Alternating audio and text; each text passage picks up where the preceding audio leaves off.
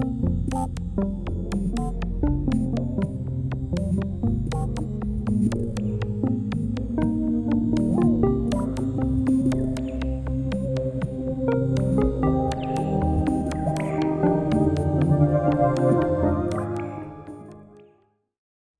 Australia. Hello world. I'm Colin Hayter, known as Car out there on country.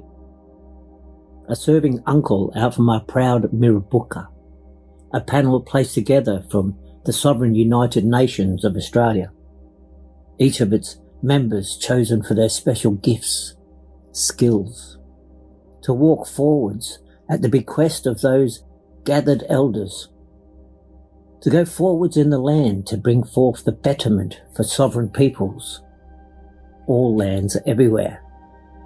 From our research arm of the Mirrabooka, we present to you a massive brand new rediscovery, taking us to a tiny town called Boort in Victoria, Australia.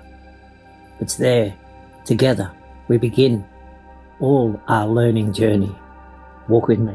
But not before, first tipping our hats, paying greatest respect to those, the Jar Jar, Wurring, elders, both past and living, along with all their descendants. This is their story. Welcome to Lake Lindermere State Game Reserve in the town of Boort, Victoria, Australia. A hunting place, a literal savannah upon the Australian landscape, where it is for weekend entertainment. Hunters gather, shooting, stalking their prey, trapped within a reserve upon a land thought to have no other value than a killing fields. All that about to change in a proposal from the National Faster Rail Agency, the NFRA, a proposal to build Australia's first high-speed rail line heading south to north, arriving there into Lake Lindermere. Replaced are the grasses with concrete steel, the busy hive of electricity in the air. No longer will the savannah be peaceful. Reborn, a massive infrastructure proposal taking its route north out from Melbourne, crosses into the lands of the Jar Jar Wurring tribes. Already known to exist on these same tribal lands, arrived to us two enormous geoglyphs, carrying a huge cultural significance, created out from stone. These first two being previously discovered, earning World Heritage protection recently. Earning too our attention as we look towards the road ahead of the proposal for the high-speed railway. Following its course out from Melbourne, looking closer down into those lands. There, suddenly, we make an amazing find.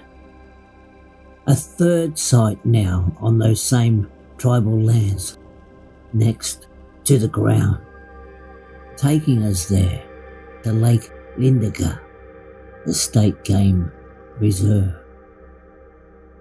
Taking what we'd learned in its tail, it's a female. An eastern long-necked freshwater turtle, a female. What we were seeing from outer space unfolded before our eyes, the largest geoglyph on all Earth. Immediately out from our research team, a ground observation expedition was launched. Could it be true, what we see from the satellite? We could track on the ground using the same link, tracking the lines. And is it rocks, perhaps? We're seeing their place along the ground. The tail, following it, a female turtle, honouring her, honouring the journey. Next we send in only female, old ways, and the only way to allow ever. Next the land to open up. And it did. Delivering us there, out from our view, looking down from outer space. Now we walk upon the ground. First observations go into the lines themselves, seeing how they are upon the ground.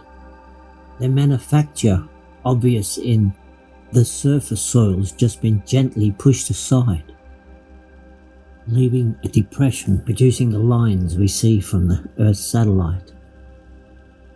This land once covered in waters, still waters, a lake, a temporary holding lot for the huge amount of water rid from the lake next door whilst they renovated, rotting out the lower tree stumps, yet inadvertently went on to preserve the lines. Observations being done in photo and notes and Google Earth Measure. An important tool, the phone attached to Google Earth Location, showing as we walked along the lines exactly where it was we were versus the satellite, shocking us. There was no rocks to be found. Unlike the other two known geoglyphs existing in the area, and each dot was identified to its place, there were tree stumps, every dot. Looking about the horizon, they were everywhere. The largest geoglyph on Earth, over 1.23 kilometres. A long-necked eastern freshwater turtle created out from living trees. The largest geoglyph on Earth, large enough to fit 27 American aircraft carriers into its vast measure. Made up of trees. A living geoglyph. 1836, and the first white man shows up in the district. What happens next is a tale of tragedy, as within 4 years, as next the government census, aware now of the Jar Jar warring peoples, the census next includes those in it. A time all the East Coast, along with New Zealand, was considered New South Wales, revealing next, in just a short 4 years, the population now of the Jar Jar warring was a total of 296 peoples surviving. All else been killed, died in the rampaging smallpox and untreated syphilis. In just 4 years, those lost near 90% of their population. Indicators arriving from the age of the mature trees, delivering a time frame of around 180 years ago, the year 1840. Seeds had been originally planted, seen in the faces of those just 23 years later, found evident upon the stumps along with tide marks, were also scars from a hot grass fire having passed through. Checking still further down the line, satellite to phone, boots on the ground, walking along we could see something taking place. Something truly wonderful. still in their place, the original seeds, now through the environment created in the fire, are cracked. They grow, joining in with the older trees still there on site, having survived the earlier carnage. The geoglyph breathes, lives. She is alive, along with the memory of those ancestors, breathing, living, growing among us, making possible, bringing to light the brand new informations, comes in our research team, the brilliant Mandy McKay and lovely daughter, Kat McKay, carrying out ground observations. Added in by research coming in from myself, Colin Hayter, proud serving uncle of our Mirrabooka. Blessings. Understanding Turtle takes knowing who she is, where she fits into the creation stories of an East Coast Australia. Knowing she is a girl, her shell there slightly inner curving, her tail short and stumpy. She is female, a part of the Great Mother. Seen on the east coast of Australia, through the creation stories, it's the turtle that first takes us out upon the river of life, delivers us there to our station in life, where we will live, who perhaps we might become, riding along the cycle of the river of life.